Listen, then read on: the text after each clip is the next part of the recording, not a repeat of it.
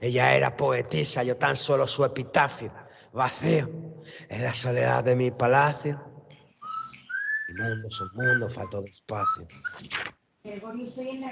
Sintonia de Ràdio Clara, lliure directe, espacio que dedicamos a les entrevistes, espai que dediquem a les entrevistes, a la vostra participació. I anem a començar ja amb el divendres de tertúlia. Tenim per així amb nosaltres a Antonio Pérez Collado, company de la CGT i de l'Ateneu Llibertari al Margen. Bon dia, buenos días, Antonio. Hola, buenos días. Bon dia. Versus Ser Humà Bàsic, bon dia, Versus. Hola, bon dia, des del funcionariat de Ràdio Clara. Sí, ja fijo, Soc interí. Interí. La setmana que ve faré una manifestació, convoque tota la gent interina de Ràdio Clara a la porta. Bueno, després en convocatòries afinaré la data i l'hora exacta. Molt bé, i tenim també a Raquel Ortiz des de València Laica. Bon dia, Raquel. Hola, bon dia. Així des del funcionariat, sí, està molt graciós això. Raquel, anem a començar la tertúlia i tu volies parlar al voltant de Gaietà Ripoll. Entre altres coses, ja ens anunciares que volíeu tindre una reunió amb l'Ajuntament i pareix ser que la tindreu este dilluns, ¿no, Raquel? Sí, sí.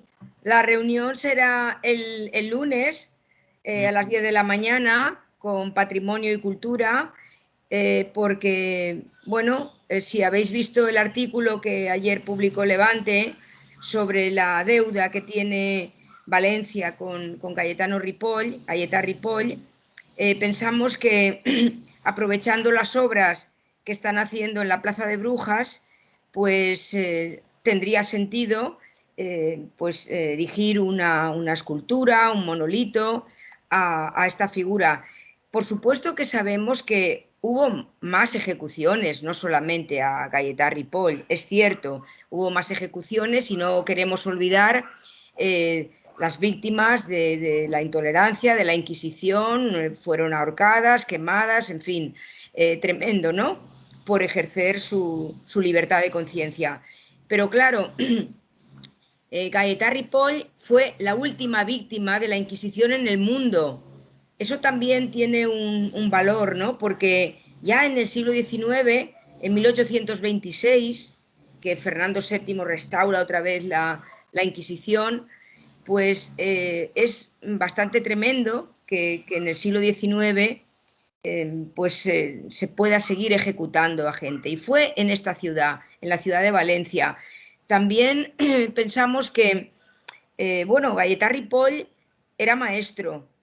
Hubo otras personas que cito en el artículo, como Giordano Bruno, como Servet, como el caballero llamado Caballero de la Barre, que unos no sé, eran médicos o filósofos, en fin.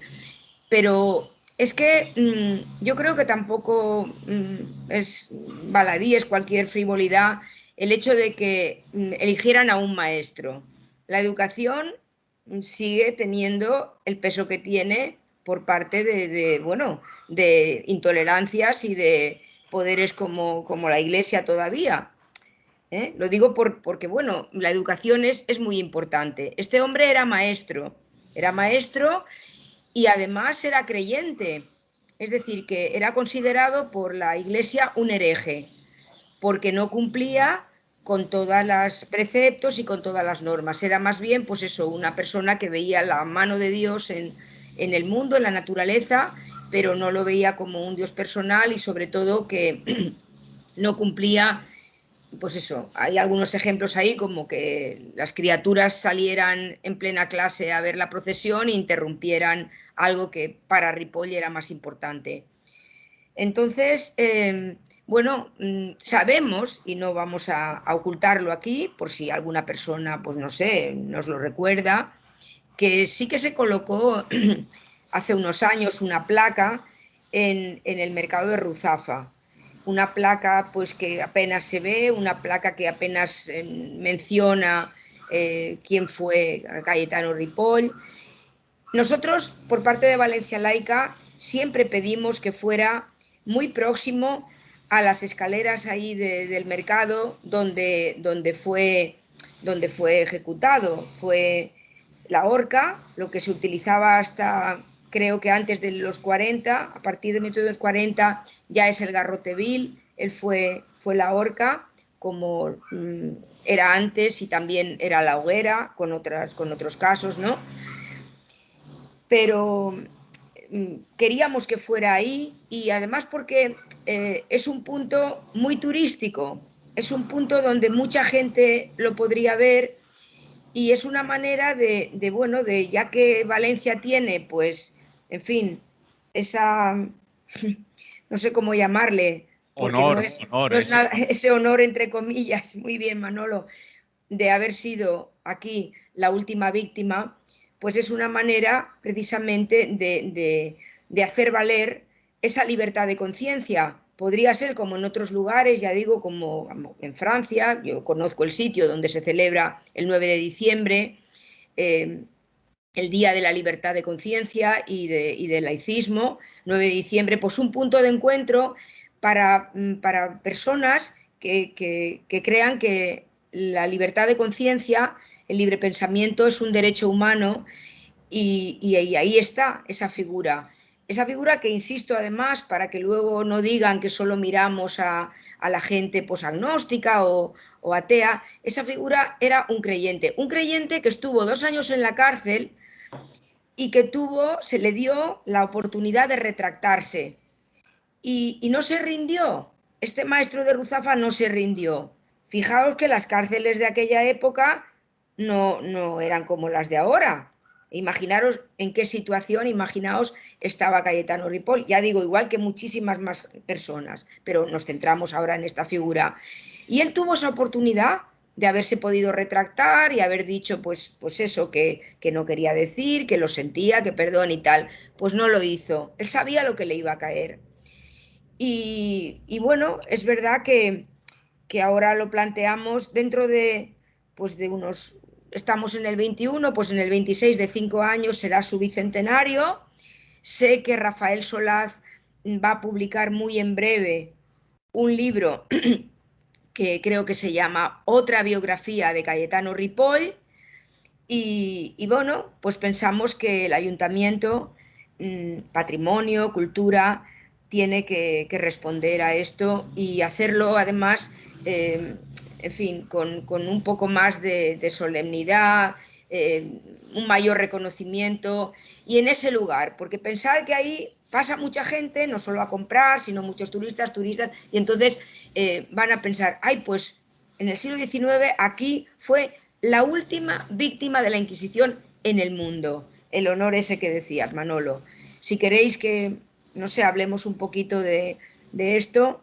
Sí, yo creo que podemos hablar, porque yo creo que es importante. Hablar de libertad de conciencia en estas épocas que estamos hablando en 2021 es hablar también de la actualidad. Exactamente.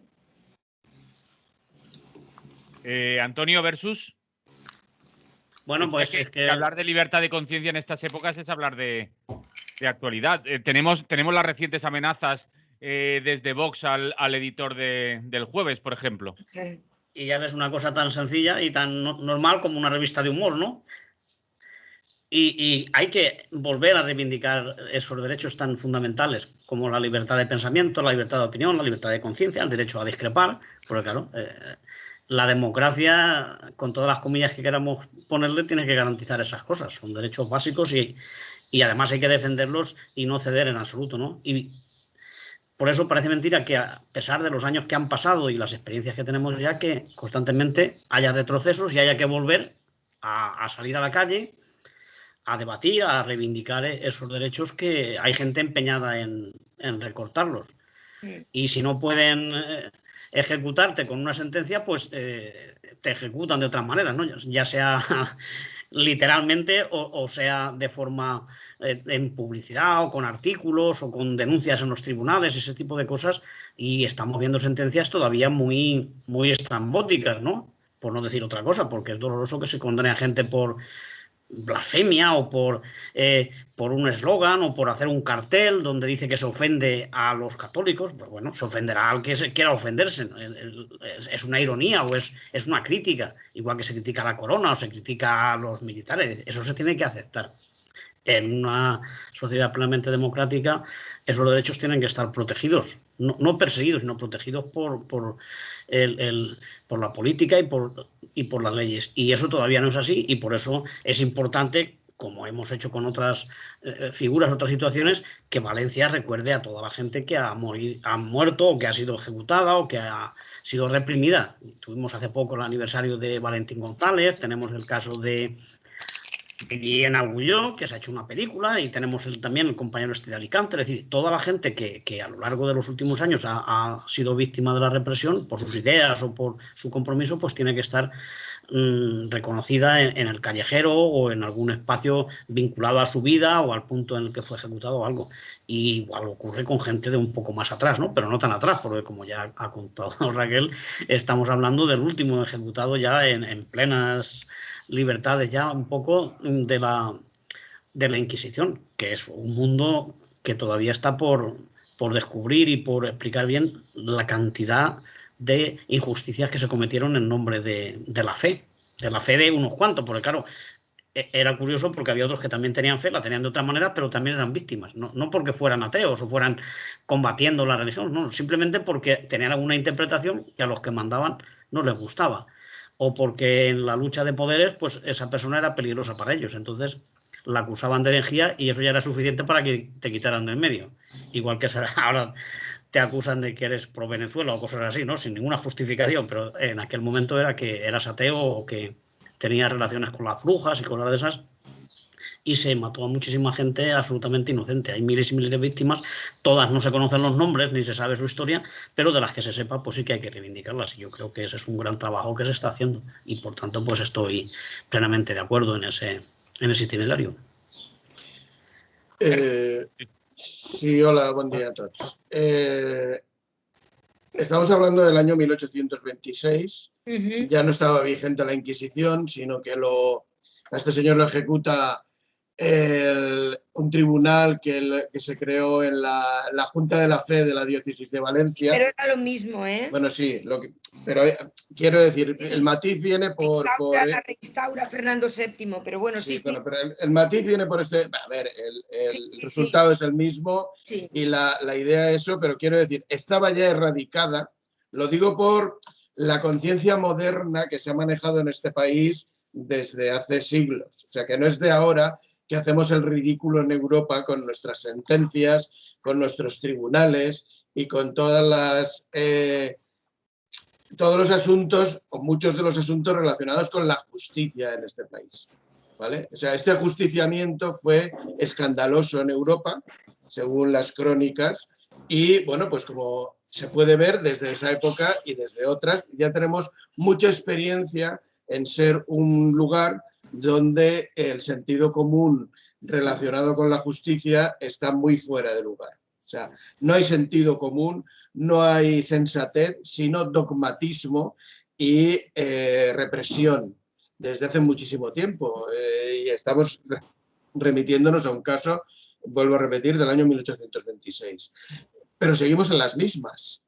Es decir, los tirones de orejas, estos de que ahora que se han puesto de moda respecto a las sentencias dictadas, ya no ahora por tribunales eclesiásticos, porque evidentemente ahora mismo ya no están vigentes, sino por los tribunales opusianos que copan lo que es la judicatura en España, es decir, la deriva neocatólica que invade todo lo que es la judicatura en España y toda esta secuencia de generaciones y generaciones heredadas del franquismo, que no es más que una cultura ranciocatólica y nacionalcatólica. Esto es la secuencia. Bien, el caso del señor Ripoll, pues evidentemente lo ha explicado muy bien Raquel, cómo sucede. Pero bueno, anteriormente, por una ruta que hice aquí de la Valencia nocturna, una ruta muy divertida y muy simpática que hay promocionada por Fritur, hay un condenado también en la época de cuando es la peste negra, porque este señor resulta que descubrió un poco el procedimiento de cómo se podía atajar un poco la peste, decía que no era un contagio por las ratas, y a este señor también se le pasó a cuchillo, porque como la peste negra era un mal que venía del demonio y tal, pues a este señor también se le consideró un hereje porque eran los dictámenes de Dios los que nos llevaban a todos a esa ruina epidémica que ocurrió en aquella época. Poco más o menos que el negacionismo actual nos quiere llevar a hacer creer que científicamente nos están manipulando con esto de la pandemia. Es decir, no aprendemos nada. Es a donde voy yo. Seguimos con las mismas, pero es que además el problema es que eso tiene credibilidad, que todavía hay un pozo de sociedad, digamos, de habitantes de este planeta que se rigen por esas sandeces y que todavía le encuentran un sentido y un razonamiento aceptable a todas estas conductas. Con lo cual, insisto en lo de siempre, estamos atrapadísimos. Cuando uno, en cierto modo, pues encuentra que se encuentra lúcido con que está viendo que las cosas no pueden ser de esta manera, hay una caterva de gente que está en otra oposición sin ningún criterio, porque los criterios del siglo XXI y los de toda la vida en la humanidad han sido la no violencia, a pesar de que se ha ejercido habitualmente, y el sentido común desde que tenemos capacidad de pensar. Bueno, sentido común o el entrar en acuerdos o en hablar o en considerar mejor las cosas. No, aquí vamos al hacha, a los tribunales represivos basados en dogmatismos y sin ningún tipo de posibilidad de reaccionar. Con lo cual no es nada extraño el caso de este señor, pero bueno, que le ha dado continuidad el fascismo a todo esto. En aquella época no existía el término, pero bueno, ya empezaba a cocinarse, por lo que se ve. Yo quería... Sí, no, iba a decir yo que he estado buscando, por lo que decía Versus, de que no estaba vigente la Inquisición. Estaba buscando porque recordaba cuando llegó Ratzinger que se hablaba mucho de que venía, venía, lo podemos decir, de dirigir la Congregación para la Doctrina de la Fe, y buscando en internet pone antes conocida como la Santa Inquisición. Es Exacto. decir, que es la heredera, ¿no? Vamos. Pues yo quería, si Versus ha terminado, quería añadir que el ejecutor y el que presidía esta Junta de la Fe, en fin, este Tribunal de la Inquisición, era un tal Simón López, que pues no hace demasiado tiempo, hace unos años, creo que 3 o así, en el Ayuntamiento de Murcia se pidió que una calle que tiene dedicada todavía, creo que sigue ahí la calle a su nombre, en el centro de Murcia, porque este señor era de allá, tiene dedicada. Pero ¿sabéis dónde está enterrado Simón López? Bueno, pues está enterrado en la Catedral de Valencia. ¿Y sabéis quién hay al lado? Se puede entrar y ver la tumba. Está el cardenal García Gasco, valenciano, que había dicho, creo, si no me equivoco, que quería estar enterrado al lado de Simón López. Este señor se murió hace unos años, no sé si son 10 o los que fueran, ¿de acuerdo? Y está aquí. No sé, es increíble que todavía podamos ver, porque esto, claro, esto ya nos acerca más a nuestro momento. Me enteraré a ver qué ha pasado en Murcia, porque sé que esto se planteó en el ayuntamiento, creo que lo planteó un concejal de Izquierda Unida, creo que lo hizo Sergio Ramos, pero tengo que mirarlo, no estoy completamente segura. Yo es que un día paseando por Murcia, que teníamos allí un congreso de Europa Laica, vi Simón López y ponía pues el siglo, ¿vale? El año y tal, 1800, no sé, pues unos años después del 26, y pensé, fíjate. Y realmente, pues hay muchísimos ejemplos, es verdad, incluso a día de hoy. Luego vamos a hablar de un tema, creo que es de la carne y demás, pero es que si vivimos en una sociedad donde si te sales del pensamiento único ya eres, no te dicen ahora hereje, pero que estás en contra de tu país y se dice que te vayas a casa y bueno, es que la libertad de conciencia precisamente es lo contrario. Es decir, que las personas puedan tener un pensamiento debido a su conciencia propio, independiente, y parece que esto no acaba de entrar en la mente de la gente. Versus ha dado también muchos ejemplos. No sé, pensamos que no tenemos, recuerdo, una ley de libertad de conciencia en este país hoy en 2021. Tenemos una de libertad religiosa, es decir, dentro de las religiones, vale, pero de libertad de conciencia no. Parece que están trabajando en ello, pero de momento nosotros hemos dado el proyecto y, en fin, y cómo podría ser, hemos aportado eso a los partidos políticos, pero claro, tener, digamos que, un reconocimiento a alguien, maestro, educación y última víctima de la Inquisición, pues yo pienso que esto a Valencia, que no sea solo las fallas y la Copa de la América y todas estas cosas, ¿no? Por lo que parece que es más conocida, también le daría algún honor. Muy bien, no sé si queréis añadir algo más. Yo seguía buscando Congregación para la Doctrina de la Fe. Dice, la Congregación para la Doctrina de la Fe es un órgano colegiado de la Santa Sede cuya función, custodiar la correcta doctrina católica en la Iglesia, está definida según el artículo 48 de la Constitución Apostólica sobre la Curia Romana Pastor Bonus. Dice, promulgada por Juan Pablo II el 28 de junio de 1988. Dice, esta congregación es la sucesora de la antigua Sagrada Congregación de la Romana y Universal Inquisición. ¿Qué paréis? Estaba yo buscando porque un detalle, ¿no? Porque no me acordaba y lo he buscado. Era el hombre este que, para incidir y reafirmar la afirmación de que no solamente era la gente acusada de ateos y de ese tipo de cosas, ¿no? Y de brujería y tal, que dentro de la propia Iglesia también se perseguía gente. Y me quería referir a Fray Luis de León, ¿no? Que fue encarcelado, fue apartado de la Universidad de Salamanca, vamos, le hicieron perrerías, ¿no? No se lo cargaron porque se ve que era muy popular y era muy conocido en otras universidades y todo eso, pero a punto estuvo la cosa. Y era un tipo famosísimo, reconocidísimo como intelectual y también como clérigo, ¿no?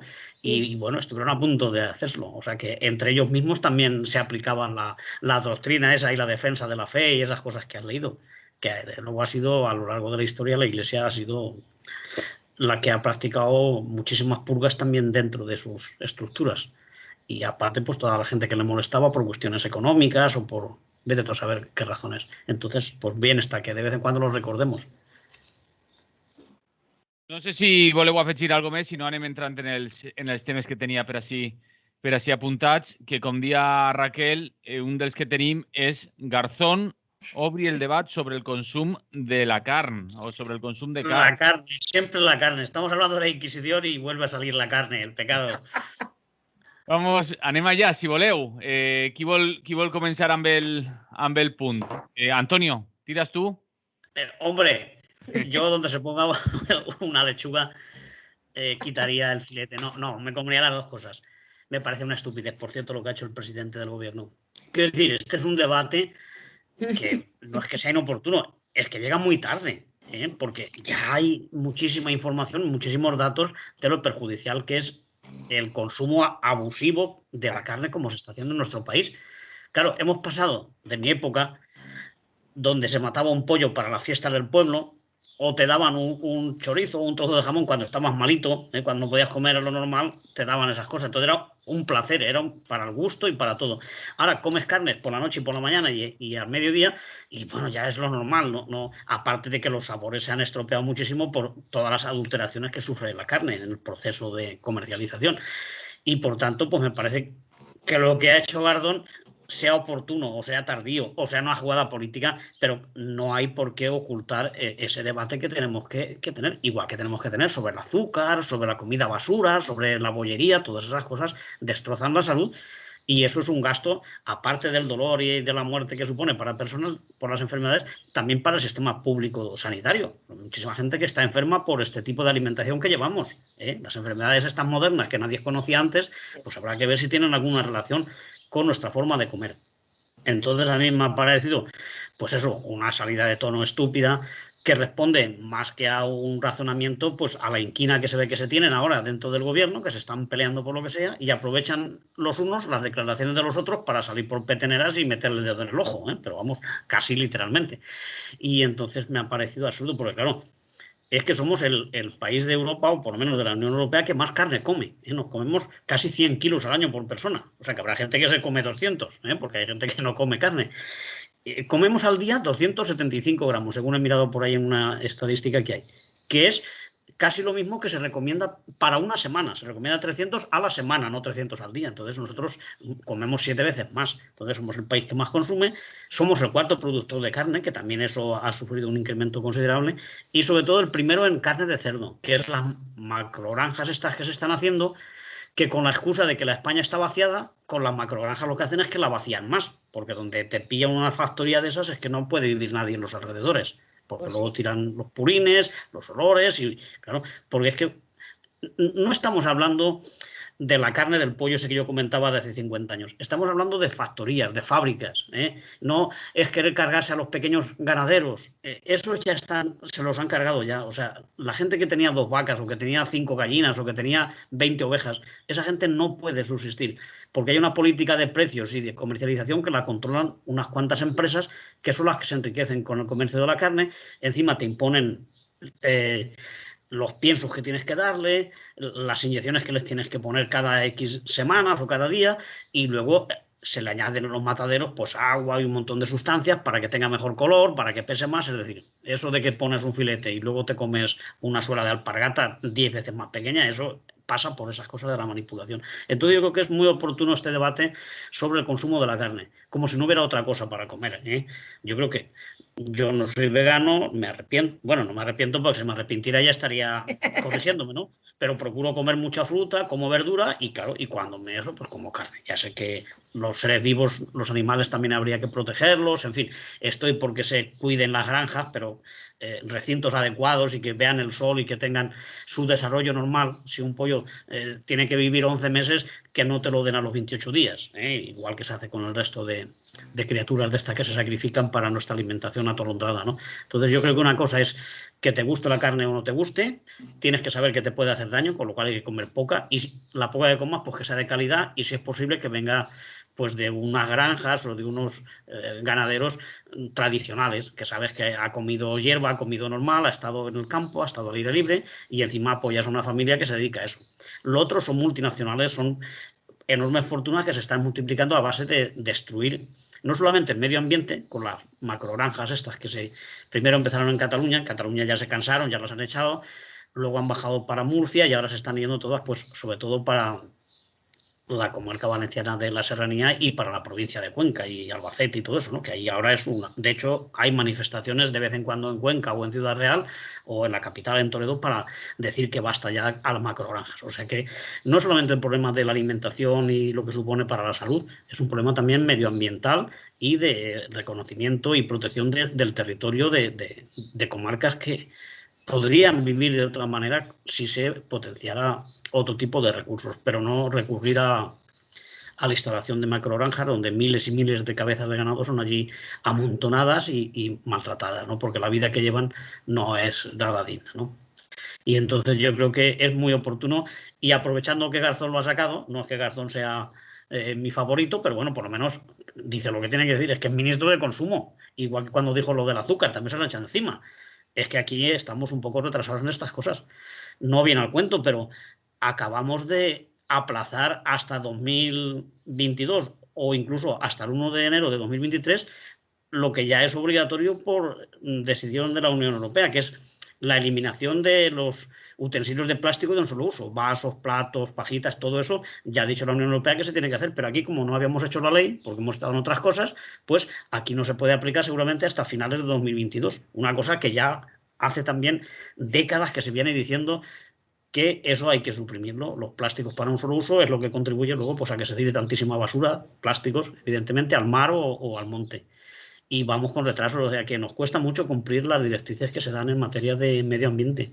Y con esto de las granjas, pues pasa lo mismo. Por eso enseguida ha reaccionado el presidente. Dirá, madre mía, se me van a echar encima los grandes productores de carne, no los ganaderos ni los pastores, sino los grandes productores, los grandes comerciantes de la carne. Pues bueno, si se echan encima, pero bueno, el gobierno también tiene que dar respuesta a este tipo de necesidades y de problemas que hay. Y es indudable que existe un problema con el consumo abusivo de la carne. Tenim una telefonada y després seguim a la tertulia. Bon dia, buenos días. Soy Paco de Mislata. Un saludo a todos. Un saludo. Paco, intenta ser breve. Pues sí, muy breve. A las vacas locas le echaban, y a las gallinas y todo eso, pues pienso en 4 días engordarlas, y las patatas y todo. En 4 días engordarlas, enriquecerse en 4 días. Bueno, pues el magnesio, aquí los invernaderos, como no le da el sol a las plantas, el magnesio no la perciben las plantas. Y entonces a mí me dolían estos días que no podía ni andar las piernas. Me daban contra la inflamación, y el de la farmacia dice, tome usted magnesio. Y he tomado magnesio y me he quitado. Porque es que necesita el cuerpo magnesio también. Pero como me gusta la fruta de cosas de los invernaderos, pues nos falta la vitamina esa. Bueno, pues era solamente esto. La enhorabuena por el programa, que no hay otra emisora nada más que está para poder hablar. Muy bien, Paco. Muchas gracias por llamar. Salud. Nos llega también un WhatsApp. Dice, buenos días. Con amigos como Sánchez no hace falta enemigos. Sánchez tiene falta de madurez y seriedad. Dice, una ganadería extensiva y menos intensiva es lo que se necesita. Salud y anarquía es lo que nos llega por WhatsApp. ¿Con quién continúa? ¿Raquel? Sí, por ejemplo. Bueno, yo creo que si alguna vez algún político o política dicen alguna cosita que ante este, pues yo que sé, desvarío que se ha montado aquí con el chuletón al punto y todo esto, pues le han preguntado al presidente de la Generalitat Valenciana y ha dicho, yo soy más de pescado o yo soy de pescado, con lo cual está muy bien como respuesta, porque claro, el García Paje, el otro, diciendo lo que han dicho. Yo lo que me da pena, de verdad, es que esto ocupe las tertulias de la televisión pública y supongo que también de otras, ¿no? Que la gente esté hablando, no como es habitual entrar en unas argumentaciones, tanto quienes piensan o pensamos que se ha de reducir el consumo de carne roja, especialmente, como quien piensa que no, pero no se argumenta nada. Eso es lo que es tremendo. Se trata de ir a 2 o 3 frasecitas y estar ahí dándole vueltas y pedir que se vaya el ministro a su casa, que se vaya Sánchez a su casa. Es que esto es tan pobre. Claro, eso parece que le gusta al personal porque no tiene que pensar nada. O sea que yo... Y lo que sí que es increíble es que, aparte de que estaba en el acuerdo de gobierno para los objetivos de, creo que de 2050 o de, bueno, 2030 o de lo que sea, es que hoy cualquier persona que lea un poquito o que tenga problemas de salud, de dietas, de nutrición, de lo que sea, y vaya a cualquier especialista de endocrinología o dietista, una de las cosas que le va a decir es que el consumo de carne se tiene que reducir, igual que el consumo de proteínas, que comemos en relación al peso que tenemos demasiadas proteínas, y que las carnes rojas, hay mucho escrito sobre ello. Yo de verdad no puedo entender. Anoche escuché un poco, no toda la entrevista, me hubiera gustado escucharla toda. Enrique de Santiago estaba en La Noche 24 horas y claro, también le preguntaron por esto de la carne. Él estuvo muy bien en la respuesta, dijo que no vamos aquí a discutir sobre cómo le gusta el filete al presidente del gobierno, lo cual estuvo bien, ¿no? Pero él hablaba de que se habían regularizado más de 80.000 trabajadores rurales, regularizar su situación, y eso pues cabreará a gente que no quiera regularizar, que quiera todo en negro. Eso me parece importante. Yo incluso me sorprendí con la cifra, porque pensé que estaba bien, seguro que queda muchísimo por hacer. Entonces, sinceramente, no sé, igual que lo del azúcar, es decir, aquí se dice algo con sentido común y según quien lo diga, pues ya se monta. Pero lo que es tremendo es que sea el propio gobierno el que parece que no se sabe lo que ha pactado, lo que ha firmado y en lo que cree. ¿Creen en algo? ¿O es todo producto del momento y de dónde me encuentro? De verdad, yo creo que esa frase de Pedro Sánchez de que el chuletón al punto, yo también tengo que decir que yo soy de pescado y de muchas verduras, como muy poca carne y me siento mucho mejor desde que tengo una dieta con muy poca carne.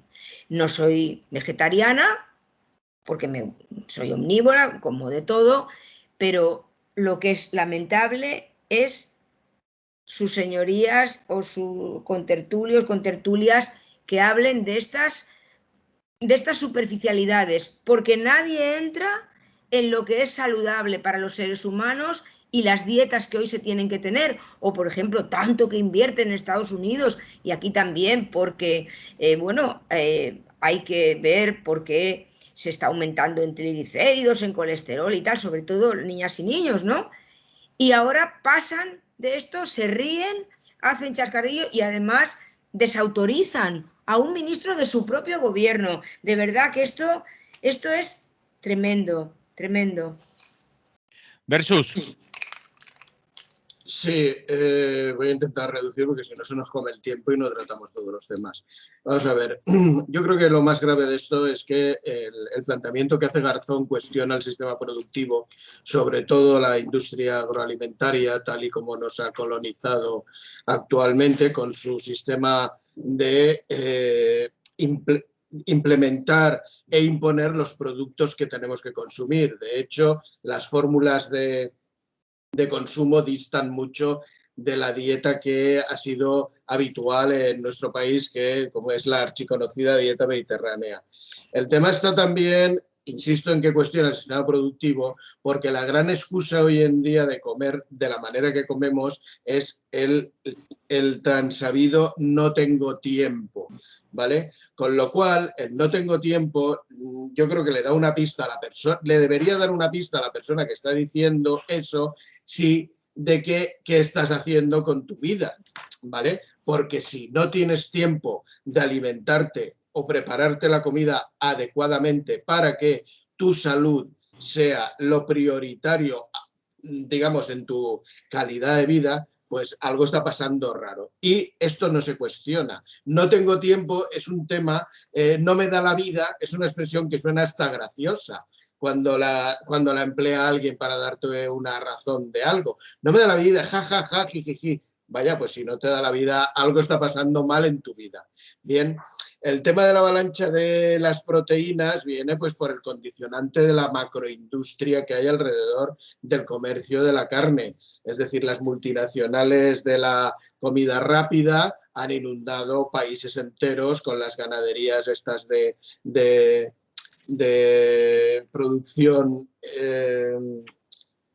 a tope, ¿cómo se llama? Es que no me acuerdo ahora de la palabra. Y otro detallito es esta cultura de gimnasio en la cual la proteína es un factor importantísimo a la hora de desarrollar estos fits, ¿no? Estas formas corporales que son las ideales en nuestro actual siglo, en el siglo XXI, supuestamente. Bien, esa es un poco la clave principal y que está lejos del factor económico más importante que se tiene que plantear para este siglo, que es empezar a pensar en términos de decrecimiento. Es decir, esto de la producción a saco, le pese a quien le pese y consumiendo lo que dicta el mercado, cuando nosotros lo podemos utilizar, digamos, nuestra intervención en el mercado debería ser mucho más consciente si es que queremos que las cosas funcionen de otra manera en una economía de mercado, pues dista mucho de la idea de crecimiento, porque en realidad no intervenimos nada. Comemos lo que nos ponen en el lineal del hipermercado, del supermercado y poco más, no avanzamos nada en esta idea. Con lo cual, el decrecimiento yo creo que desafortunadamente pues tiene poca cabida, por lo menos no ha enraizado, que sería una de las claves que desmantelaría un poco este sistema productivo que, insisto, que es la clave de este planteamiento. Y luego, bueno, pues las respuestas gubernamentales o de los representantes, pues bueno, estamos en el estilo paleto, ridículo, el estilo Ábalos que impera dentro del gobierno, que es decir sandeces gordas al estilo aznarista, ¿no? Al estilo de ¿quién me dice a mí que yo en las copas que...? Bueno, pues eso es la misma línea. Si esto el señor Redondo, Iván Redondo, no se da cuenta, el spin doctor del presidente no se da cuenta de la estupidez monumental que supone intervenir en eso, y más respecto a alguien que para mí es de lo más razonable que hay y de lo más cuidadoso en sus expresiones, sorprendentemente, que es el señor Garzón, pues bueno, ¿qué le vamos a hacer? Es una clavada de pata tremenda. Por lo que decían antes de las granjas, ahí en Coves de Vinromà, por ejemplo, que se ha desplazado de Cataluña, lo decía Antonio, en Coves de Vinromà estuve yo hace 2 años en unas vacaciones y fue insoportable porque estaba lleno de granjas de cerdo, los ríos de mierda de cerdo que bajaban por las laderas era una cosa increíble, cuando además es un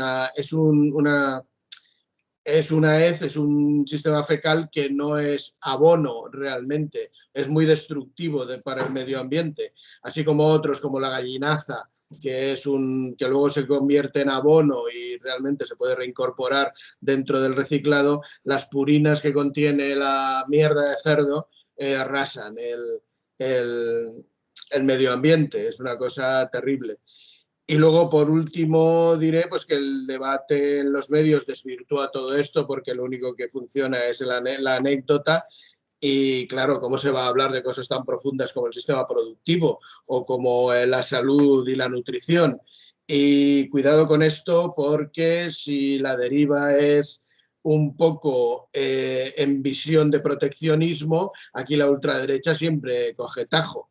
En plan nacionalismo, que no nos vendan el producto exterior, que no nos impongan, que si nuestra alimentación de toda la vida, de la señora en casa, cuidado que eso también es una lectura que podemos hacer, que puede ser reutilizada. De hecho, el ecofascismo es una línea que está empezando a surgir en Europa, que ya tiene una tradición desde hace años, pero que está ahí aflorando de nuevo. Ecofascismo, no perdamos de vista las cosas porque hay que hilar bastante fino para generar una conciencia que dé sentido a esto. Y creo que me he extendido más de la cuenta y para, bueno, pues mis seguidores que se han perdido, pues ya haré el resumen correspondiente y lo pasaré al grupo, que sabe Manolo que lo hago. Antonio, ¿quieres añadir algo más? Lo que estabais diciendo del debate. Muy poquito. Del debate que se pierde es que organizaciones como Ecologistas en Acción, Greenpeace y tantas otras llevan muchos años advirtiéndonos sobre lo que ocurre con este consumo desaforado de carnes y lo que implica la industria que hay alrededor. Y hablando del cambio climático, no solo de salud y de... ¿No? Antonio. Sí, que está todo muy relacionado. El tema de las enfermedades nuevas que están muy basadas en la alimentación, donde la carne tiene un papel predominante en nuestra cultura y además es un negocio muy grande, ¿no? Y entonces no se fomenta una alimentación mucho más rica, mucho más diversa. Y esa es la cuestión. No se trata de prohibir a la gente que coma carne o prohibirle que coma pescado o obligarle a que coma lechuga, cada uno que coma lo que quiera, pero sabiendo lo que come y aconsejándole las proporciones en las que tiene que ingerirlo, ¿no? Porque claro, donde aprendemos a comer y a otras cosas es en casa, ¿no? En los hogares, en la familia, ¿no? Y claro, ahí también ha habido un cierto abandono en ese sentido, ¿no? Quizá por falta de formación. Y sobre todo por las necesidades que habían pasado nuestros abuelos o nuestros padres, depende de la edad que tenga cada uno, ¿no? Donde se decía, a mi hijo, ¿cómo le va a faltar un filete por la noche? Y si hace falta, pues 2 salchichas para reforzarlo un poco, porque parece que lo quieres más si lo pones carne todos los días, ¿no?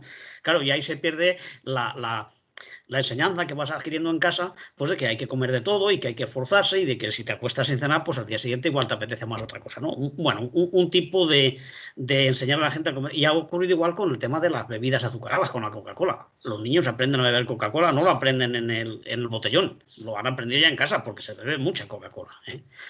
Y ese tipo de cosas pues nos viene de una cultura que es la norteamericana, que es la dominante en todo, la comida basura, las hamburguesas, las salchichas, los filetes, todas esas cosas, bueno, en una proporción mucho más reducida puede ser positivo y sobre todo si procede de una ganadería mucho más respetuosa con los ciclos y con los alimentos. Porque es cierto, la peste que producen las granjas porcinas, pero claro, cuando era una forma más racional que tenías 2 cerdos en casa, en todas las casas del pueblo había un cerdo o 2, pues no olía tanto. Y luego, o sea, retirabas el estiércol, que no olía tan mal como el de ahora, y echabas paja seca y ya está. Y eso se echaba al campo y no pasaba nada. Es por los productos químicos que lleva añadidos. Y es que son miles y miles de animales en cada una de esas granjas. Y es que no pueden ni girarse para ver a sus hijos cuando paren las madres, ¿no? Es decir, es una cosa absolutamente inhumana. Yo creo que eso se tiene que combatir. Y luego también pues está el tema de la escuela, porque creo que en Valencia ya la Consellería adoptó algunas medidas hace ya tiempo y creo que está resultando muy bien. Yo he tenido una compañera que ha trabajado en eso y dice, no, los niños se acostumbran a comer legumbres y comen verdura y se lo vas explicando y se lo comen. Y si les quitan las natillas del postre los 5 días de la semana, natillas o flan, pues si le ponen fruta también comen fruta. Es decir, es cuestión de saborearlo y de aprender a valorar otros sabores y otros alimentos. Porque claro, si te acostumbras a la hamburguesa, pues al final solo te apetece hamburguesa y Coca-Cola. Y con eso te puedes criar, ¿no? Pero claro, luego empiezas a engordar, que la obesidad también es un problema que está surgiendo cada vez a edades más tempranas, ¿eh? Antes no se veían niños obesos, ahora se están viendo bastantes, ¿no? Y yo creo que todas esas cosas nos tienen que hacer reflexionar y entonces tiene muchísimo sentido que desde un ministerio que se llama de salud y de esas cosas y de alimentación se cuide eso y el tema del consumo no solamente el hecho comercial de vender y comprar, ¿no? Sino que tiene que ser qué es lo que hay en el mercado, qué ofertas se dan. Y entonces, pues, si el que es ministro de consumo, porque lo habéis puesto vosotros, dice esas cosas, pues lo más normal es que tú, que no tienes ni toda idea, pues te calles y no abras la boca para darle cuartos a los de las tertulias y a los periodistas fachosos y tal, porque no le faltó tiempo a alguno para decir, bueno, pues mira, pues en la boda de Garzón se sirvió filete, o no sé qué coño tiene que ver eso, porque se sirviera un solomillo en una boda. No quiere decir que el tío esté comiendo carne todos los días, o que no pueda desaconsejarlo, porque mira, yo fumo, pero no fumes, que decían los médicos de antes, ¿no? Pues bueno, pero por lo menos te está diciendo que no fumes. Entonces yo creo que esto se ha sacado de contexto y nos da idea de la fuerza que tienen las grandes multinacionales y los grandes capitales que hay metido en esto de la carne también, igual que en otros sectores. O sea, que no te vengan con que protejamos al pequeño pastor de un pueblo perdido de la Alpujarra ni cosas de esas. Esa gente no es con la que se van, ni sus gallinas o sus 2 ovejas nos van a molestar mucho. Es la gran industria cárnica que hay y el negocio de cómo se multiplican los precios, claro, porque salen a veces, pues, productores o ganaderos pequeños que tienen cabras o que tienen ovejas o que tienen vacas y dicen o pollos, que no les compensa. Es que entre los piensos y todo eso se les va lo que ganan. Entonces no son ellos los que están haciendo el negocio, lo están haciendo los intermediarios, como en otros productos. Estamos viendo cómo se tira muchísima fruta y verduras, se tiran camiones y camiones de sandías, de un montón de cosas que son sanísimas para la gente, pero que no se pueden poner en el mercado porque no hay precios suficientes. La gente, los agricultores, no les compensa y lo tienen que tirar. Sin embargo, la carne pues es cada vez más cara y es donde se nos va bastante de la cesta de la compra, ¿no? Del importe. Entonces, diversificando la cesta y el consumo, yo creo que se puede hacer una alimentación más equilibrada, incluso más sana y más económica, ¿no? Es cuestión de proponérselo y de combatir a quienes, como el presidente, pues meten la pata y siguen insistiendo en la importancia del chuletón. Que bueno, eso puede ser para celebrar que nos ha tocado la lotería o que ha ganado España un mundial o algo, pero no todos los días chuletón, ¿eh? En fin, bueno, yo creo que ya está. Raquel Versus, no sé si voleu dir algo més al voltant d'això. No, porque además yo me tengo que ir en un ratito, enseguida, y... Pues vamos a aprovechar y vamos a sacar otro de los temas que tenemos apuntado por aquí, y es la reabertura del CIE de Zapadors. Nos lo vuelven a abrir, el CIE de Zapadores, esa cárcel para migrantes para migrantes pobres, que los que tienen dinero no van por ahí, ¿no? Una cárcel para gente que no ha cometido ningún delito. Exactamente. Eso es lo curioso. Es decir, te encierran, te privan de todos los derechos, hasta el derecho que tiene un preso, que es recibir correspondencia, recibir visitas, hasta eso se los quitan. O sea, mucho más castigados que un preso, pero no han cometido ningún delito. Simplemente un error administrativo o un fallo de no tener documentación, porque encima es que no te la han dado, que tampoco están facilitando que la gente tenga el pasaporte o el permiso de residencia. Pero es decir, simplemente es eso, que no tienes permiso de residencia o cualquier cosa, y eso ya sirve para que vayas a una cárcel de estas, que se llevan ya 15 o 20 años pidiendo que se cierren, ¿no? Aquí hay una campaña importantísima, todos los últimos martes de mes, pues allí en la puerta de Zapadores, el Dr. Guasman, pues allí siempre hay una concentración para exigir el cierre, ¿no? Entonces ahora se había cerrado, se había desocupado porque habrán hecho alguna obra, porque eso también estaba cochambroso, ¿no?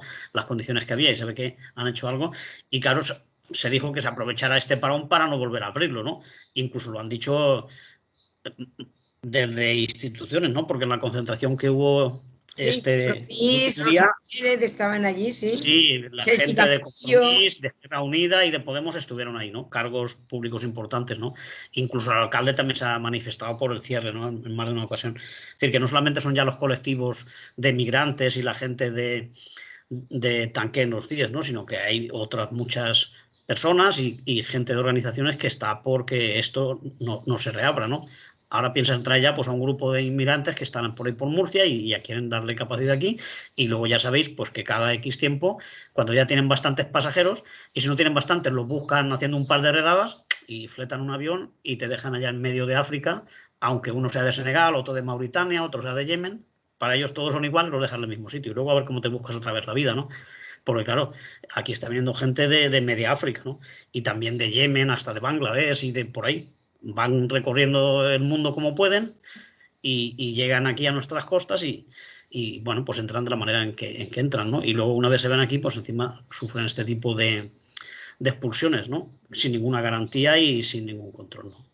En fin, yo creo que lo de Zapadores pues es una vergüenza que lo tengamos ahí y habrá que seguir yendo cuando podamos y en la medida de la gente que pueda, pero bueno, los últimos martes de cada mes hasta que se cierre definitivamente, ¿no? Y en el resto de ciudades que tienen CIES también se está haciendo lo mismo, ¿no? No solamente en Valencia, sino que en ningún sitio se quiere que haya este tipo de cárceles. Raquel, ¿quieres añadir algo? Bueno, yo la verdad es que me gustaría saber, creo que Antonio y Versus seguramente de este punto saben muchas más cosas, pero ¿qué razón dan para reabrir este centro? Que tienen que tener a esa población que no tiene documentación y tal, ahí recluida como en una cárcel. ¿Qué razón da la Generalitat Valenciana? Es responsabilidad en principio del Ministerio del Gobierno. Sí, es la delegación del Gobierno, pero ¿qué razones dan? A ver, no dieron razones para cerrarlo porque era simplemente un tema técnico, como ha mencionado Antonio, con lo cual tampoco han dado razones para abrirlo. O sea, el origen de todo esto es donde habría que escarbar, de dónde viene este montaje circense, porque el problema está en que estamos tragándonos que vengan productos nocivos para nuestra salud a expuertas, que haya una importación de productos, una invasión de productos tal, y luego resulta que una persona que necesita ayuda acogida y por eso viene a este país, pues se le rechaza y se le encierra en condiciones terribles, ¿no? O sea, no estoy comparando productos con personas, pero lo digo por el enfoque que se le da y el tratamiento que se le da a las cosas que vienen del exterior. Es decir, rechazas personas y te tragas venenos, ¿no? Y eso además le haces campañas publicitarias y de blanqueamiento y de adaptabilidad enormes, y sin embargo a personas que necesitan ayuda, personas que vienen aquí, pues yo creo que no será por gusto, porque la gente no se va de su casa porque, en fin, porque un día diga, che, vaig a veure Valencia, no, se va porque está muy apretado en su casa, como de aquí salimos millones de españoles hacia otros lugares porque aquí era insoportable estar, ¿vale? Durante el franquismo. Claro, si el razonamiento es ese, que nos da igual y no los tratamos como humanos, pues evidentemente aparecen cosas como esta aberración denominada CIE, ¿no? que como bien decía Manolo, pues es una cárcel ni más ni menos. Però t'he interrompit. I jo anava a dir que jo crec que esta notícia, este punt, podem vincular-lo, com no tenim molt de temps, amb l'altre que tenim apuntat per ací, que parla que 2.087 persones han mort tractant d'arribar a les costes espanyoles la primera meitat de l'any. La primera meitat de 2021, 2.087 persones que han mort tractant d'arribar fins ací. És a dir, jo crec que està molt vinculat el que estem parlant. Solo un momento, fíjate cómo la ganadería extensiva bien expulsa a personas de sus lugares de origen. Es decir, estábamos hablando del tema de la carne, pues ahí tenemos una idea, ¿no? Cuando todos los recursos se están dedicando a la ganadería promovida, o gran parte a la ganadería promovida por las multinacionales, las personas no tienen hueco ya. Entonces no puedes producir tus propios alimentos porque están las vacas comiendo y ocupando todos esos espacios. Las vacas o lo que sea. Y eso es la irracionalidad, porque las grandes multinacionales no tienen las vacas ahí al lado de donde tienen la fábrica. Las tienen en la Pampa Argentina, en Belice. En Belice, por ejemplo, se colonizó completamente para plantar limón y naranja para hacer Fanta. ¿Vale? De Belice, que es un estado que hay al lado de México, por geográficamente utilizarnos. Es decir, cuando masivamente se va colonizando el territorio y vas estrangulando las economías de estos países, pues evidentemente las personas que viven allí, que son muchas, pues necesitarán encontrar un espacio. O sea que todo viene enlazado e hilvanado.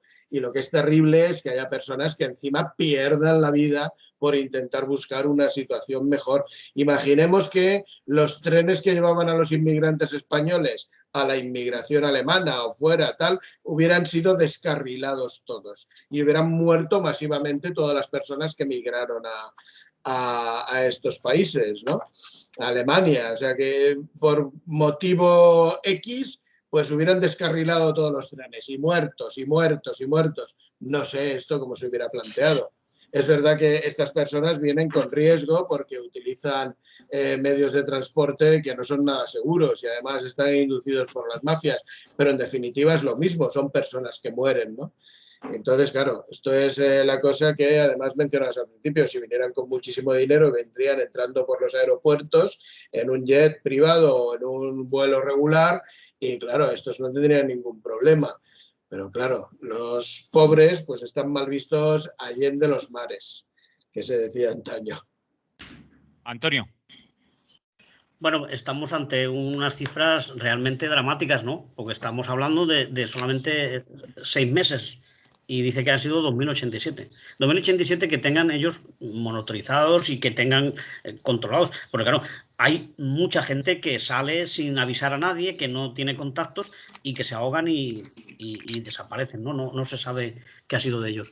Y en este caso, pues son los que controlan. Y aún así son las cifras más altas de los últimos años. Creo que empezaron a hacerlo en 2007 por ahí y este año son de las más altas que ha habido. Sobre todo donde más ha subido ha sido en Canarias. Pero bueno, también ha habido en el Estrecho y ha habido en otras rutas que siguen las pateras. Son las malas condiciones de los barcos, tanto los de madera, que dice que cada vez están peores y los motores funcionan mucho con más dificultad, como porque también se utilizan muchas balsas de estas hinchables, ¿no? Que son casi de juguete y claro, ante la agresividad del mar y la sobrecarga que suelen llevar, pues es una tragedia constante.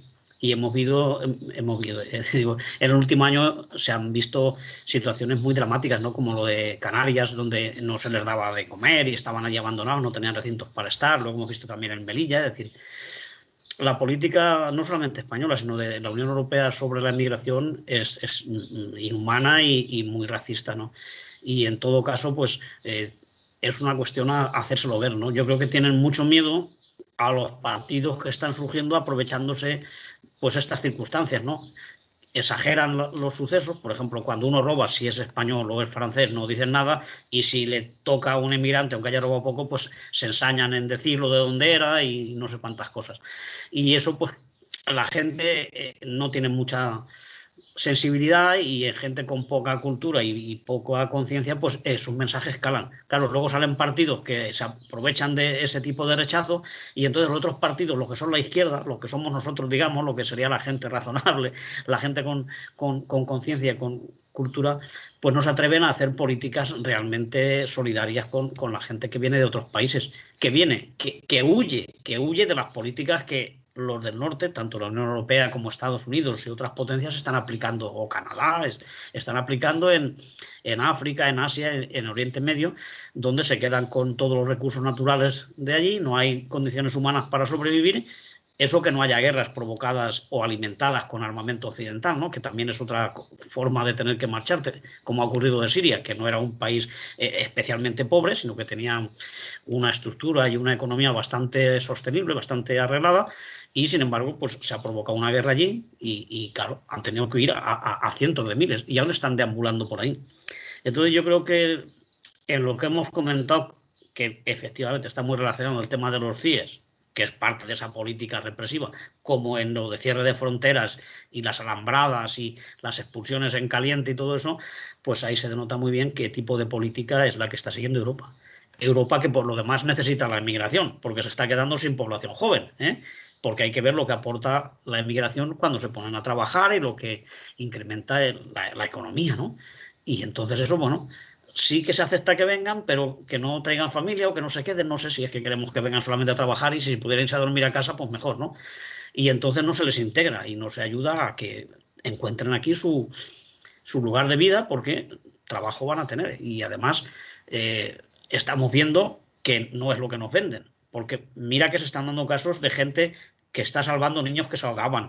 El otro día el único que defendió a Samuel, al chico este que mataron, fue un emigrante de color. Es decir, no nos pueden vender eso de que vienen a delinquir. Son seres humanos con sus necesidades, con sus sentimientos y con todo. Y además se ha demostrado también que la gente que viene es la que normalmente o está más preparada porque ha estudiado y tiene más recursos, o viene y puede aportar todo ese conocimiento que tiene y esa profesionalidad. Es decir, que es una aportación importante a las economías y a las poblaciones envejecidas de la Europa occidental, incluida España, que tiene uno de los índices de natalidad más bajos del continente. Es decir, que no nos sobra gente.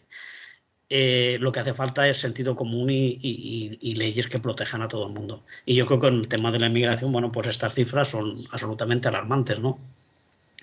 Y entonces se tenía que poner otro tipo de políticas y no dificultar la entrada. Porque si tienen que salir a medianoche, sin luces, sin nada, es porque saben lo peligroso que es y porque en cuanto los vean los van a expulsar, ¿no? Y luego, por otro lado, que el mismo informe lo dice, pues también están la gente de Salvamento Marítimo, que allí están los compañeros de CGT que informan de vez en cuando, que lo que están denunciando es no que les falten medios, que les faltan, sino que es que les están quitando. Es decir, tienen menos capacidad de actuar y menos posibilidades de socorrer a los barcos que están en peligro, a las pateras, porque hay menos barcos y llevan menos personal, ¿no? Y encima introducen que sea la Guardia Civil la que controle y todo eso para así poder expulsarlos directamente, ¿no? Sin embargo, Salvamento Marítimo pues hace un gran papel y tiene que reforzarse, porque para eso es el último auxilio, el último sustento para la gente que está a punto de zozobrar o que se está ahogando. Entonces hay que potenciar ese tipo de servicio. Y luego, cuando ya son recogidos, pues también atenderlos bien, que tengan lugar donde descansar, donde residir, que sean tratados en clínicas, el que esté lesionado y todo eso, pero que no se les abandone y se les tenga pues allí con una botella de agua para cada 4 y ese tipo de cosas, y durmiendo en el suelo, ¿no? Eso es inhumano y no se puede permitir. Y más ahora que nos sobran hoteles, ¿no? Porque esa fue una de las soluciones que se dio en Canarias y que despertó también el rechazo de algunos sectores, ¿no? Que no querían emigrantes en los hoteles porque eso estropeaba el panorama de la isla, ¿no? Pues mira, ahora se siguen estando vacíos. Es decir, que hay que ser más solidarios y no olvidarse de esta gente, que son seres humanos como nosotros o como nuestros abuelos, porque España, mira que ha emigrado gente a lo largo de los siglos, ¿no? Toda Sudamérica, a Europa, a un montón de sitios, y también salían con lo que tenían. A veces llevaban papeles, a veces no llevaban. La mayoría no sabía hablar más que el castellano, no sabían el idioma de donde llegaban, casos de que se fueran a Francia o a Alemania. Es decir, hemos hecho lo mismo que hacen otros. Y habrá otros tiempos que habrá otros que tendrán que emigrar por las condiciones injustas del sistema capitalista y por necesidades. Entonces no se puede poner puertas al campo. Es decir, la migración va a seguir y lo que hay que hacer es humanizarla y proteger y dar auxilio a la gente que lo necesita. Y nada, pues lamentar este tipo de informaciones. Por cierto, quien quiera conocer el trabajo y las denuncias que realizan los compañeros de Salvamento Marítimo, acaban de publicar el dossier de prensa en el que se pueden recoger lo que, vamos, está disponible a través de las redes sociales de CGT Salvamento Marítimo, y se puede ver eso, las denuncias que hacen de la falta de medios y también el trabajo que van realizando. Yo creo que es recomendable. Muy recomendable ese dossier de prensa.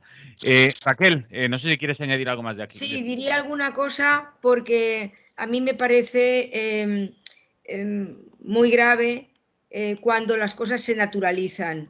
Es verdad que aquí en Radio Clara este tema es recurrente y eso es lo que distingue a unos medios de otros, pero yo estoy viendo que ahora ya incluso en otros medios más progresistas, llamados progresistas, no digo más que en Radio Clara, digo medios que se llaman progresistas, hoy la lectura que se hace de esta inmigración y de estos 2000 y pico que creo que habéis dicho que son en los 2 últimos meses, es... En los últimos 6 meses. 6 meses, sí, 2 me parecía mucho. Bien, pero es mucha gente.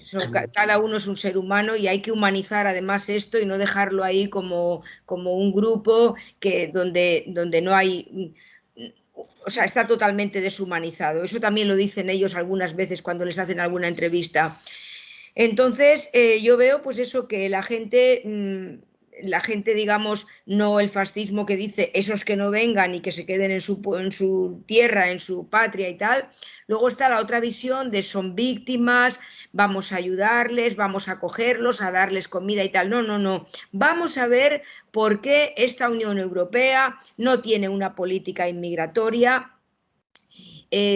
justa y además que económicamente está muy demostrado. Hacen falta y se regula esta inmigración para que la gente venga de una manera normal, es decir, con un medio de transporte. Esto se ha calculado y se ha visto que se podría hacer, porque además hay un tanto por cien que no es tan elevado y ellos no van solamente a un país, sino... Es la gente más preparada, con estudios, con inglés, con muchas cosas.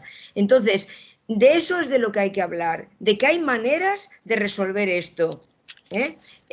No, es una vergüenza que la Unión Europea aquí tampoco haya sido capaz de hacer unas leyes y una regulación, y unas leyes además que sean unitarias y que no pueda un país decir que hace lo que le da la gana. Es que yo, de verdad... En fin, el fracaso de la Unión Europea. Entonces... El fracaso porque sí que tiene una política de fronteras, que precisamente es la que está causando esto, ¿no? Claro. Y esa agencia que se llama Frontex. Frontex. Entonces... Pero va a la línea equivocada, claro, según nuestro criterio. Hay que desnaturalizar esto porque al final acaba integrándose todo, la violencia machista, la inmigración, es decir, muchas cosas que son, ay, mira, pues qué triste esto que tenemos aquí, pero convivamos con ello, y como lo que se lleva y lo moderno y lo que no daña intereses del capital es que se quede todo en la superficialidad y no ver las causas y de que hay manera para resolverlo, entonces, claro, es... Realmente, pues eso, de verdad, hay solución para esto, pero una solución además que bueno, que saldría más barato, como se ha dicho, con los vuelos regulares, que no todo el sistema ese de concertinas, de defensas, de vallas, y luego donde hay que poner medios, resulta que los reducen o los quitan como Salvamento Marítimo, pues ya me explicarás qué paripé se está haciendo, ya digo, contra la naturalización de esta tragedia tremenda que la propicia y la crea y la quintuplica el sistema. Entonces, pues es eso, es que se puede resolver, pero claro, falta resolverlo. Y la Unión Europea, pues otro fracaso más ante este tema inmigratorio. Yo voy a teneros que dejar porque es que me tengo que ir a un sitio urgente. He dicho que voy a llegar en el último momento, que querían que llegara a -4, pero he dicho que voy a llegar a la 1. Sí, porque a -4 ya no llega. A -4 ya justito, ¿no? Es cerca de aquí, en el barrio. Y os mando un abrazo y un saludo fraternal, como siempre. Nos vemos pronto y buen fin de semana. Igualmente, Raquel. Gràcies. Luego, salud. Salut. Bersu, no sé si vols afegir algo més d'este punt que estem parlant. A ver, legislativamente, no solamente la Unión Europea tiene unas fórmulas tanto nocivas como no nocivas, sino que hay pues unos comités unos derechos humanos, hay unas instituciones de ayuda humanitaria, hay una legislación, digamos, internacional que aboga por el buen trato en general de los seres humanos, y casos concretos como las migraciones pues están muy trillados, son asuntos que llevan muchos años, pero si el ejemplo internacional de gran democracia, Estados Unidos, es un estado segregacionista desde sus orígenes, pues pocas ideas buenas podemos ir almacenando y acumulando respecto al trato de nuestros semejantes no convivientes, ¿no? Y el rechazo a que se incorporen a los lugares donde tú geográficamente te sitúas. Es decir, la inmigración ha tenido muy mala prensa durante muchos años y se ha regulado y se ha trabajado para que sea de lo más razonable y lo más humano posible desde hace décadas y me atrevería a decir siglos. Lo que pasa es que las corrientes de pensamiento están ligadas a las fórmulas económicas y, bueno, pues en definitiva sigue siendo un tema duro y candente del que nadie realmente se quiere responsabilizar. Y entonces Europa, pues tenemos un ejemplo claro de mirar hacia otra parte sobre un problema durísimo, cuando además se están pagando millones y millones de euros a Turquía, por ejemplo, y a otros países para que hagan una contención en sus fronteras para que no vengan a Europa, cuando lo que habría que hacer son trabajar en políticas y líneas económicas que lo que favorecieran es que tengamos, digamos, una capacidad de acogida sensata y, sobre todo, honesta y sincera. No dejar a los otros humanos, a los subhumanos, al libre albedrío y a la buena de Dios. Es decir, eso no dice mucho ni bien de esta Europa. Pero bueno, ahí tenemos también, y enlazo con el siguiente tema, aunque bueno, pues tampoco se relaciona directamente, pues los problemas relacionados con la energía también, o como es el caso de esta central de Almaraz, que era el siguiente tema, me estoy adelantando, pero bueno, que ha tenido problemas técnicos. Es archiconocido este asunto aquí en la Comunidad Valenciana porque Cofrentes es un lugar difícil de contener, pues ya son centrales nucleares bastante antiguas y lo único que tienen pues son pues eso, las típicas ya achuches, ¿no? de la vejez, digamos, cuando en origen ya vienen achuchando porque son potencialmente y gravemente contaminantes. Pues bueno, si las ideas del sistema productivo vienen también condicionándonos desde la energía, pues bueno, de todas maneras yo he visto también últimamente, estos últimos días me he interesado por estos asuntos, no porque viniera, porque no tenía ni idea de los temas, pero sí que se está denunciando ahora, por ejemplo, la invasión que se está haciendo del espacio marítimo con los molinos estos gigantes de energía eólica y que está provocando también serios problemas medioambientales. Cuando lo que se supone que quieren hacer es corregirlos, pues ahora la invasión del espacio marítimo por parte de los molinos pues está creando problemas. Es decir, todos los enfoques, y hemos empezado así la tertulia de hoy, todo el enfoque capitalista y neoliberal de la existencia y de la economía está en clarísimo fracaso y está llevándonos a situaciones muy complicadas. Y como humanos nos está llevando a nuestro extremo de egoísmo, de insensatez, de deshonestidad y de hipocresía, ¿no? Y lo malo de todo eso es que viene a repercutir en las nuevas generaciones, que no, en definitiva no les estamos dando ni mucho menos ni una mejora en la calidad de vida, ni siquiera un buen ejemplo. Y eso me parece de lo más desagradable, que de las cosas que están ocurriendo, de lo más desagradable.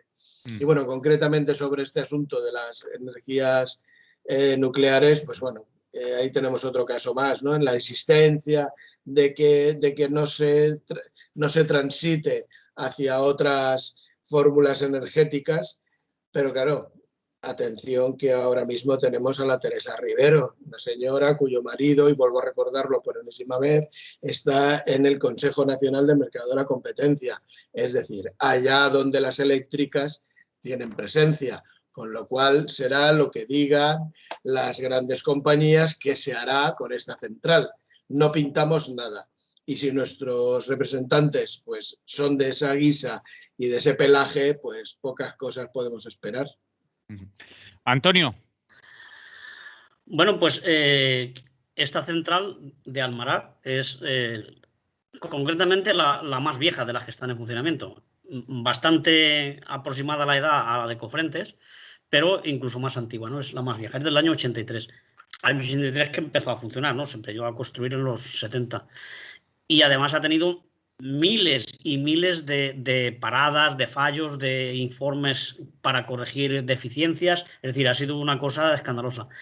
Pero claro, viendo los antecedentes y teniendo en cuenta que los fabricantes recomiendan una vida útil de 30 o 40 años, es decir, los 40 años sería el tope máximo y ya estamos a punto de cumplirlo, será en el 23. O sea, esta central cumplirá 30 años, o sea, 40 en el 23. Y, sin embargo, acaba de recibir la aprobación para prorrogarse 10 años más, lo mismo que la de Cofrentes, ¿no? Es decir, que con todas las deficiencias que tiene, con los fallos que ha tenido, con las paradas que el Consejo de Seguridad Nuclear procura que pasen desapercibidas o les quita importancia, les llama incidentes, les llama unas cosas, pero, sin embargo, el gobierno progresista, donde los haya, la prorroga la vida 10 años más, igual que a la de Cofrentes, que también funciona como una carraca y que también para de vez en cuando, ¿no?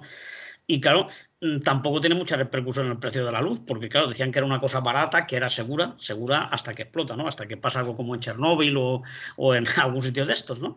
Eso de que sea segura. Y sin embargo no contribuye al abaratamiento, porque con el sistema que tenemos aquí, ahora estamos pagando en función del precio del gas, que cada vez está más caro, con lo cual igual nos da tener estas centrales que no tenerlas, ¿no? Porque además España produce ya energía para poder exportar. De hecho, exporta a Marruecos y a Francia, ¿no? Así que no tiene ningún sentido que se tengan estas bombas de relojería ahí paradas, porque paradas no, funcionando, quiero decir, esperando a ver si hay alguna desgracia mayor de la que supone que haya fugas o que haya paradas del reactor, como ha sido este caso en la de Almaraz, que por unos fallos, pues automáticamente se ha parado el reactor, con lo cual ha dejado de funcionar. Bueno, pues ahora le harán un arreglo pasajero y seguirá funcionando otro mes, otros 15 días, y sin embargo no se aborda el problema de cerrar el parque nuclear ya. Se ha cometido el error de prorrogarlo durante 10 años más, con lo cual pues estamos sometidos a la amenaza, que es una amenaza lo de la energía nuclear, ¿no? Por los riesgos que tiene y porque ya lo hemos visto en Fukushima, en Chernóbil, en Harrisburg y bueno, y en muchísimos sitios que ha habido fugas y que ha habido accidentes. No tan gordos como estos 3 casos que he mencionado, pero ahí es constante, ¿no? De hecho, muchos países ya están abandonando la energía nuclear y se recomienda que se sustituya por otros medios. Claro, que se sustituya, pero democratizándolo más, porque si lo que vamos a hacer es que las mismas empresas que llevan las nucleares ahora montan enormes parques eólicos y lo que se trata es de que se consuma cada vez más energía, hay que ir hacia el decrecimiento, ¿no? Es decir, que no se consuma cada vez más porque si no cada vez se necesitará más, ¿no?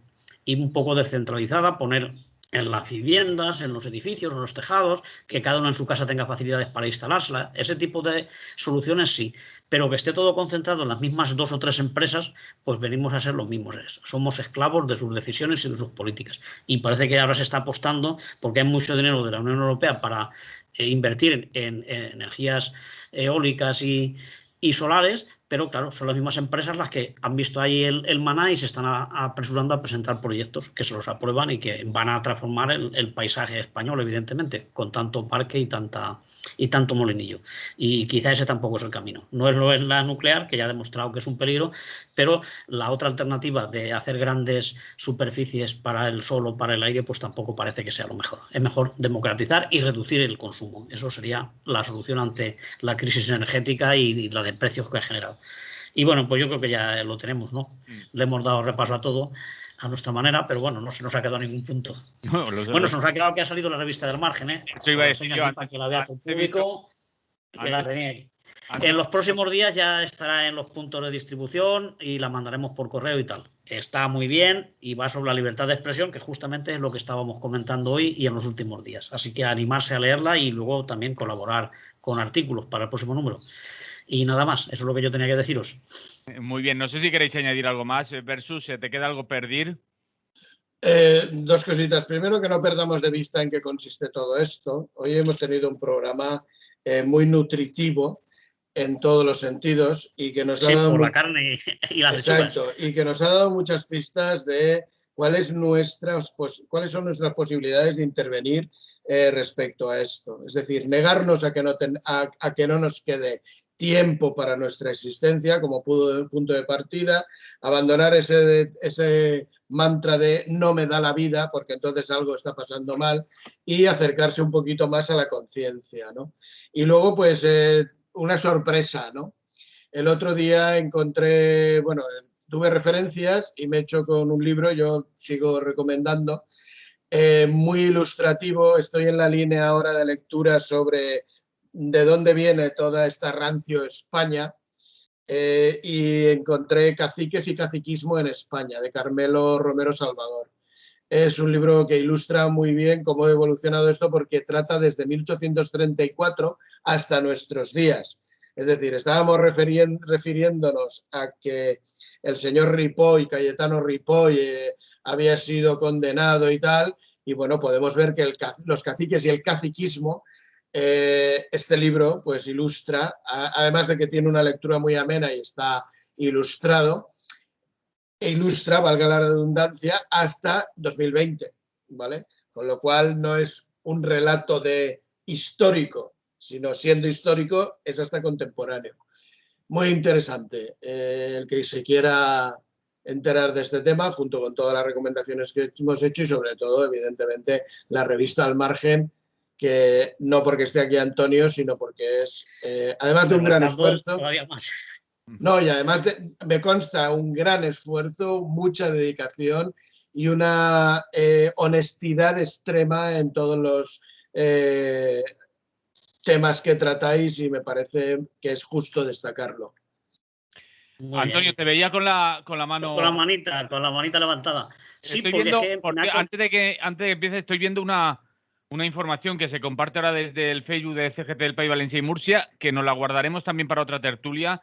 Es un tema que también sale, vamos tratando de vez en cuando aquí en la radio. Dice 211 muertes por accidente laboral hasta abril en el Estado español. Sí, es otro récord, ¿no? Es otra de esas muertes constantes que, como es un goteo, pues lo damos por normal, ¿no? Y no hay derecho. Ya le meteremos mano otra vez, sí. Bueno, yo lo que quería decir, que se me había olvidado, por el tema de las carnes y de las energías y tal, que no olvidemos el riesgo en el que estamos, ¿no? Porque tanto el hambre como el agua, o sea, la sed, van a ser problemas acuciantes para casi 1/3 de la población mundial, ¿no? Se está hablando de que más de 1.500 millones van a tener escasez, pero escasez absoluta de agua, no pequeñas dificultades. Entonces, no olvidemos que la carne es el producto más costoso en términos ecológicos de producir, ¿no? Para criar una vaca, pues tienes que consumir miles y miles de litros de agua que le va a faltar a los seres humanos, ¿no?